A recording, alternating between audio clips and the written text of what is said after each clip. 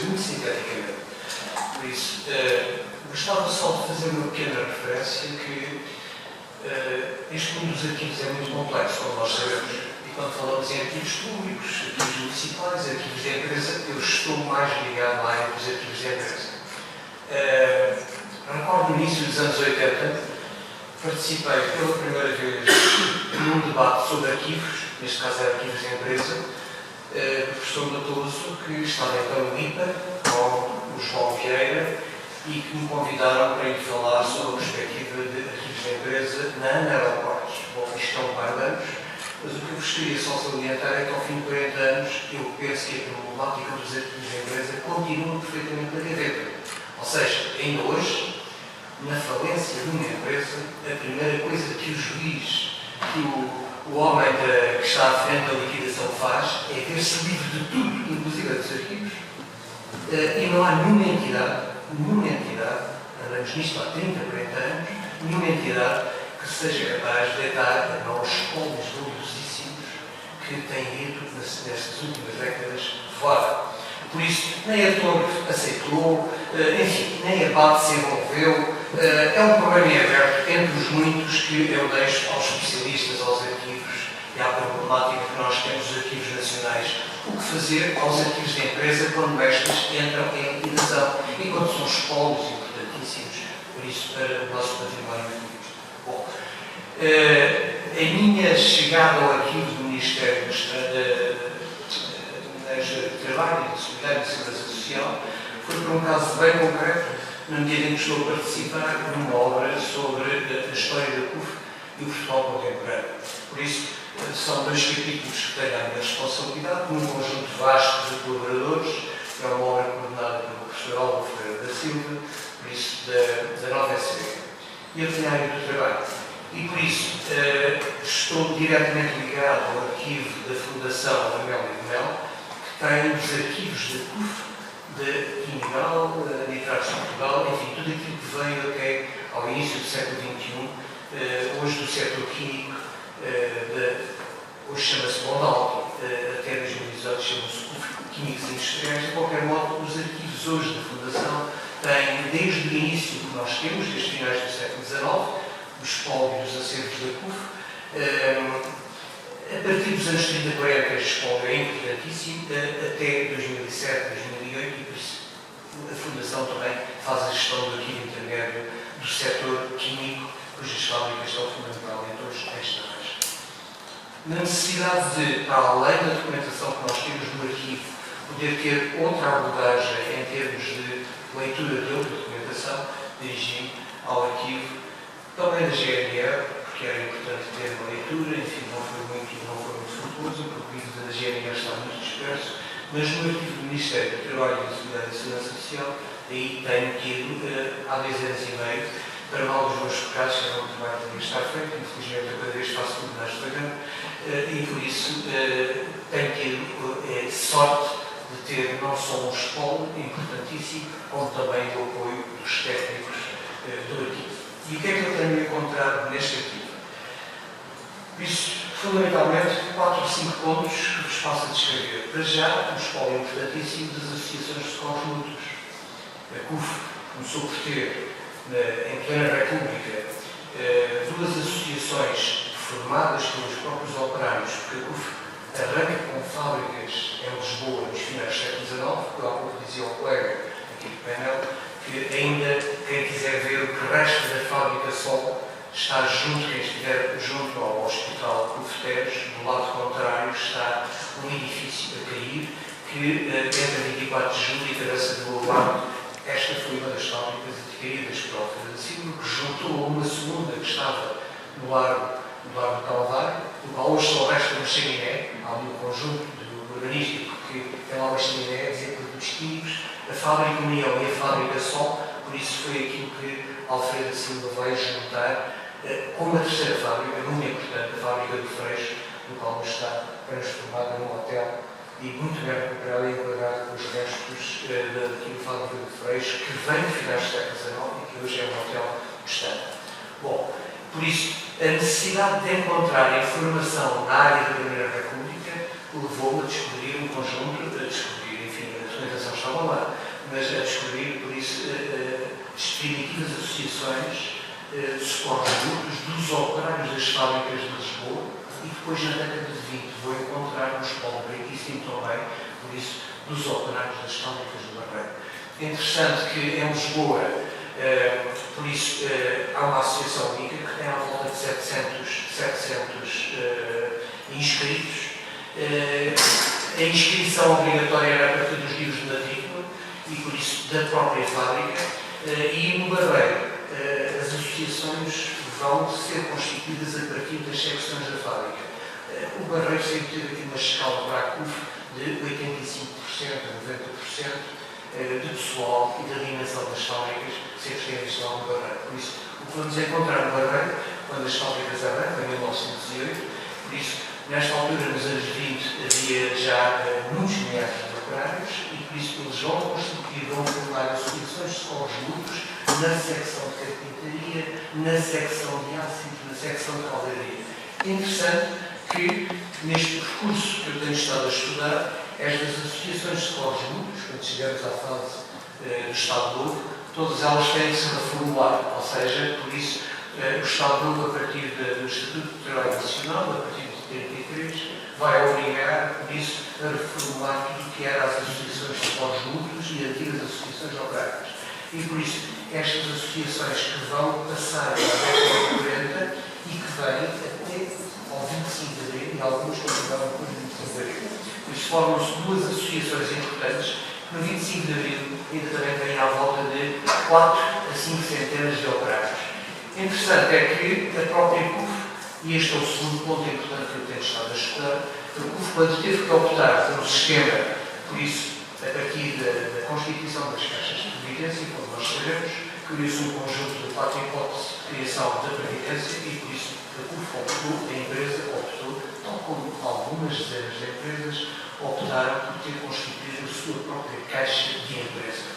Para vos dar uma ideia da dimensão, a CUF foi um dos maiores grupos industriais da Península, até ao 25 de abril, em 74, em documentação que eu apanhei no arquivo do Ministério, em 74, a Caixa de CUF tinha à volta de 44 mil beneficiários. Se eu multiplicar o agregado familiar por 3, facilmente conseguimos perceber que estamos a falar de um conjunto de mais de 120 mil pessoas.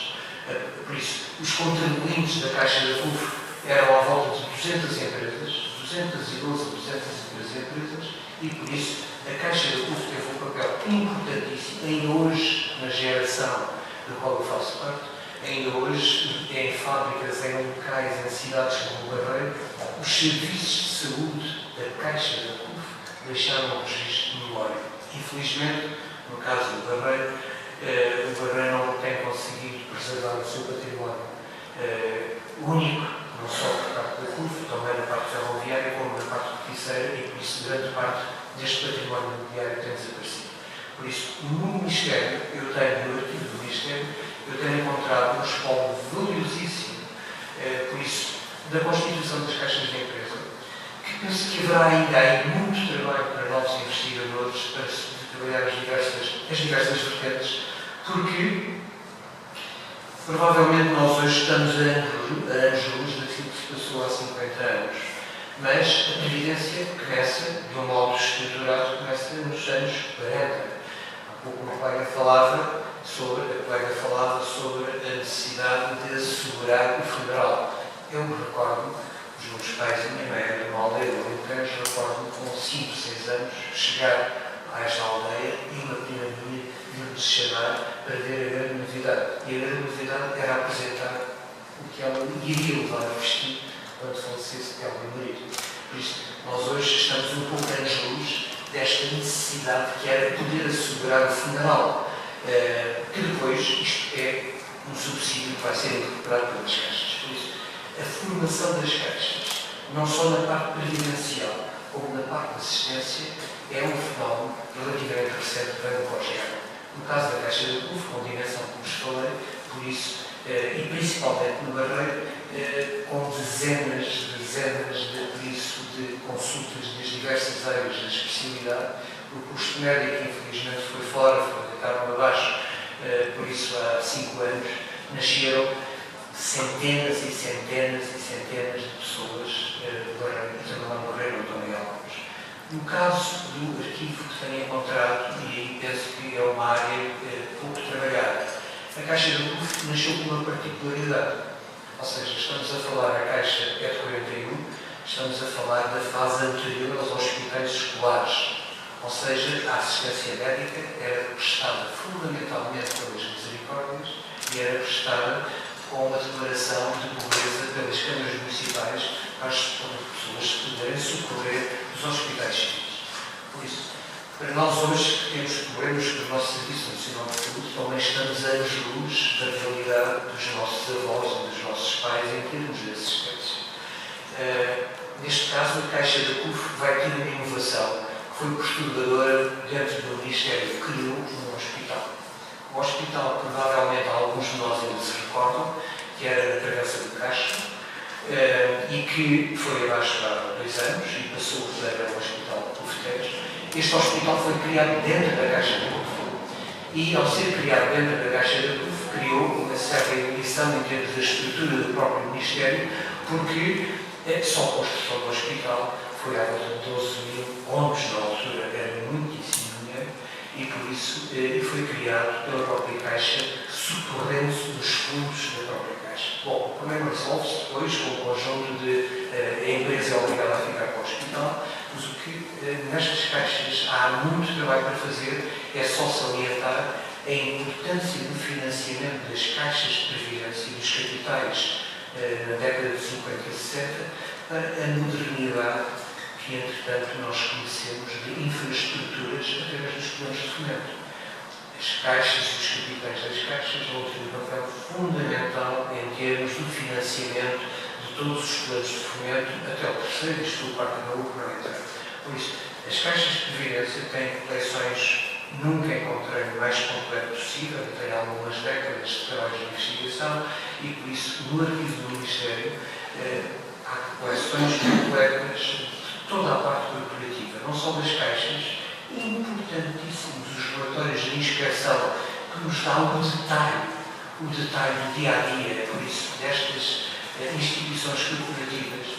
Da contratação coletiva, é uma outra área que estou a trabalhar também, que é a importância da contratação coletiva, hoje estão contestadas em diversas áreas e que vem também a partir dos anos 30 com o Estatuto do Trabalho Nacional. A contratação coletiva, que é colocada, por isso, pela primeira vez em salários mínimos e que vai abranger paulatinamente, muito devagar, é certo, mas quando chegamos a finais dos anos 60, a contratação coletiva abrange grande parte dos principais sindicatos. No caso da CUF, e aqueles que têm mais estudado, eram sindicatos químicos, empregados de escritório, metalúrgicos e têxteis. E estas 4 áreas, dos finais dos anos 60, já são abrangidas pela contratação coletiva, que teve uma repercussão enorme em termos da melhoria das condições salariais, porque até meados dos anos 50 os ordenados são miseráveis, como nós podemos entender. Provavelmente só conseguimos perceber, quando chegamos ao 25 de abril, a grande contestação de norte a sul do país, pela maioria de melhores sindicatos, pelo esmagar que foi durante o período do Estado Novo, de tudo que era os preços baixos, da contratação coletiva, dos operários e muito mais ainda do operariado agrícola. Por isso, na parte sindical, nos relatórios de inspeção dos sindicatos, toda esta documentação valiosíssima é possível estudar porque está conservada em termos de serviço público no Ministério, no arquivo do Ministério da Seguridade e Segurança Social. Gostava também de vos falar em mais 2 tópicos daquilo que tenho encontrado neste arquivo que considero precioso. Um deles é o acompanhamento das sessões plenárias da OIT. Por isso, provavelmente, eu hoje ouvi já aqui falar sobre a importância do 25 de Abril e a exposição que está. Há 3 ou 4 semanas estive numa reunião numa escola secundária do Barreiro e por isso, para podermos abrir o nosso arquivo às escolas, e dizia um colega que tem turmas no 12º ano, dizia-me ele, qual é o meu caro, falar do 25 de Abril aos alunos da camada entre os 15 e os 18 anos é o mesmo que falar do Dom Afonso Henriques. Não nos mudamos. Para a nossa geração, a partir dos anos 45, 50, isto diz alguma coisa. Eu este fim de semana estive no Forte de Niche, que tem tido em 2 meses 33 mil pessoas. Mas a média etária é a partir dos 40 anos. Raramente vimos jovens, por isso não conseguimos passar a esta geração que já vai com 40, 50 anos em cima, não conseguimos passar um conjunto de valores que hoje ficamos perplexos. Como é que dissemos nunca mais e afinal estamos a bater outra vez com a cabeça de parede?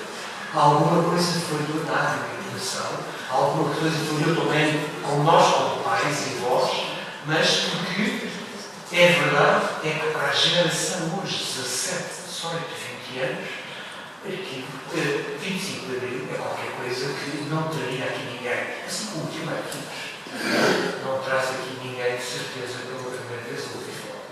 Por isso, a importância da OIT, que sai do descalabro que foi a Primeira Guerra Mundial com a formação da Sociedade das Nações, a importância da OIT, ao passar tudo aquilo que é hoje e que consideramos como adquirido, vale a pena saber se está adquirido, por isso é fundamental. Esta documentação existe no arquivo, o trabalho de segurança social, o acompanhamento, o desfazer. Por isso nós temos um grande desfazimento para um período de Estado Novo. Grande parte do que se passava no período de Estado Novo, evidentemente, não se conseguia incorporar na nossa legislação, porque nós tínhamos diferenciais o trabalho da mulher, o trabalho noturno, os horários de trabalho. Tudo isto vem através da OIT, vem através incorporado mais tarde com algumas destas convenções já foram incorporadas na legislação portuguesa depois do 25 de Abril, atenção, e por isso, mas hoje não temos, nem conseguimos perceber a importância da Organização Internacional do Trabalho e daquilo que veio nestas gerações e da qual ainda hoje beneficiamos e de algumas destas vertentes que estamos a perder, como é possível ser.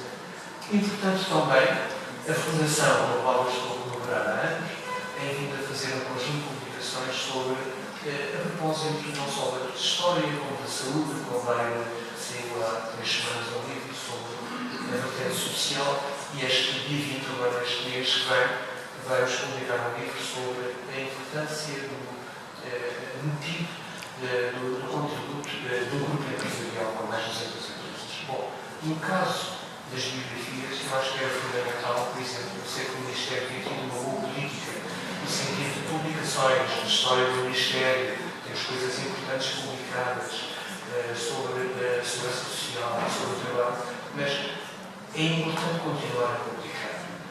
O Ministério teve uma equipe excepcional dos anos 60 e 70, ligados ao GPT, homens de grande qualidade intelectual e de grande profissionalismo, alguns ainda estão vivos, como por exemplo, estou a pensar João Moura, um homem que esteve à frente do GEP, irmão de Francisco Pereira de Moura. Por isso, há um conjunto de técnicos excepcionalmente importantes que nos trazem a modernidade que foram beber às conferências e aos colóquios internacionais.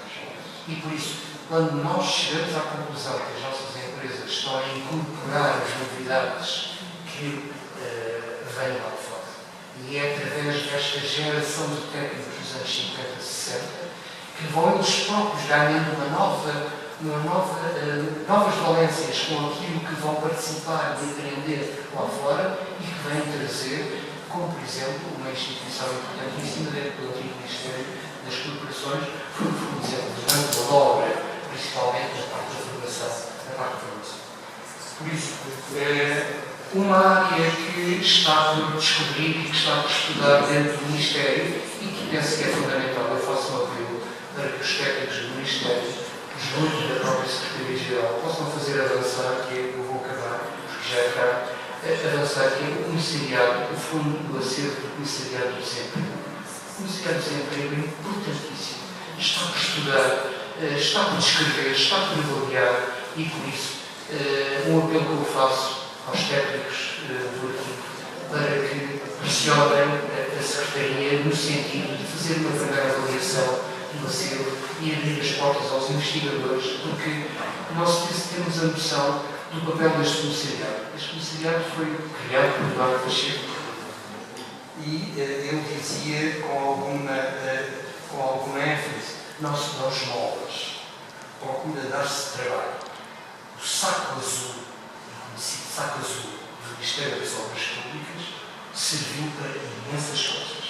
Tem valências que são conhecidas, ou seja, a abertura de estradas, canalização, saneamentos, tudo isso vem com participação do Comissariado do Desemprego. Mas também serviu para um conjunto de negócios importantes. Eu gostava de ver pelas histórias de transporte ferroviário, quando a concessão única é preciso comprar, por isso, nos anos 40, desde finais do século XIX, a CP sempre foi uma empresa de nós tempo e por isso sempre chega à falência técnica. Não estou a dizer nada que seja desconhecido. A CP foi criada em 1859 e em 1869, com a publicação da legislação das cidades inárias, ela está já em falência. E por isso, ou seja, descredibilizada pelo próprio construtor. Mas nos anos em 27, por isso, a empresa está nas mãos dos carregadores franceses. Nos anos 40, quando foi preciso comprar com participação que estavam os acionistas ou acionistas franceses, foi este saco azul do comissariado que permitiu comprar partes, ou seja, foi feita a nacionalização, entre aspas, esta nacionalização oficial só foi feita depois do 25 de abril, e por isso, estudar as valências e a importância deste comissariado de desemprego é importantíssimo e que eu chamo a atenção, quando for possível, se é possível disponibilizar. Eu agradeço também, quero fazer uma referência, que o arquivo tem aqui uma dualidade, tem também um arquivo importante, o próprio, hoje ainda no GEP, que está na Praça de Londres, com coleções importantíssimas. Hoje damos pouquíssima informação, damos pouquíssima importância aos centros documentários. Está tudo na reta aqui de Senhor. Eu tenho visto distribuir centros de documentação excepcionalmente importantes. Mantenha e preserve, por favor, esta biblioteca, este centro de documentação do Ministério, que é preciosa, com coleções únicas, que não se conseguem encontrar em mais nenhum lado e que é necessário preservar. Por isso, as coleções dos próprios transportes, toda a problemática que se dá nos anos 50, 60, daquilo que nós hoje entendemos que é a nossa maternidade, aquilo que nós hoje são para nós direitos adquiridos, nos anos 50, 60, este debate é feito e começa a ser feito pelos técnicos do próprio Ministério que chegou até nós. Por isso, tenho uma palavra de profundo agradecimento pela participação e pelo que me tem deixado disponibilizar, e eu espero que as Secretarias-Gerais possam ter mais fundos, maior participação financeira, para deixar, para poder trabalhar aquilo que a professora Miriam Pereira disse quase há 20 anos, temos 700 km de documentação por tratar. Apesar de que isto é um tema não envolvente, o tema dos arquivos, a quem está no setor, a quem vive do setor, e mesmo para a gestão dos arquivos intermédios, é fundamental investir nos arquivos. Era interessante saber, este grupo que coordena este colóquio, era importante saber o que é que nos últimos 10 anos houve o investimento dos ministérios na área dos arquivos. Porque investir é importantíssimo, ou seja, é preciso ligar os dados, é preciso digitalizar a documentação, e nem toda a gente, ao Ministério das Finanças, nem toda a gente, ao padrão, digamos, entre aspas da Câmara, nem toda a gente é o arquivo do Banco de Portugal. Há os arquivos pobres, que vivem nós em dia, já não os pobres, o que são os arquivos da empresa. Gostava só de dizer com este livro, terei muito gosto, se quiserem conhecer a realidade hoje de um dos maiores arquivos empresariais do país, que é o arquivo do Alfredo Silva, o Dr. Paulo, por isso tem os contactos, se quiserem de organizar, vale a pena trocar experiências e conhecer realidades. O que é a realidade de uma arquivo da empresa e com aquilo que se dá? Neste momento, estamos a digitalizar mais de 70 mil fotografias do arquivo fotográfico da Lisnão. Já temos 16 mil fotografias, por isso no site do arquivo da Fundação, arquivo do Alfredo Silva. Por isso, são muito bem-vindos, temos muito gosto em vos receber. Muito obrigado.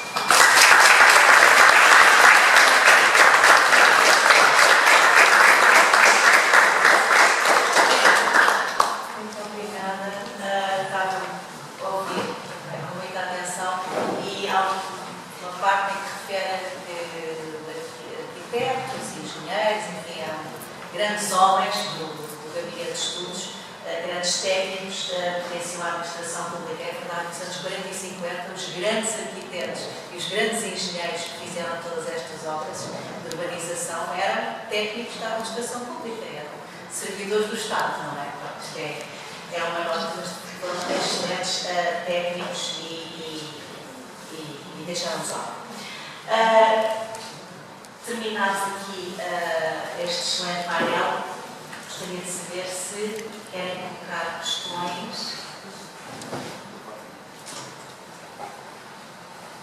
Não há questões? Ok. Só dar mais uma informação. Os testamentos separados também existem nos acervos dos bens civis. Se calhar grande parte não sabe. E, portanto, principalmente o arquivo distrital de Faro tem uma grande coleção de testamentos separados. Obrigado.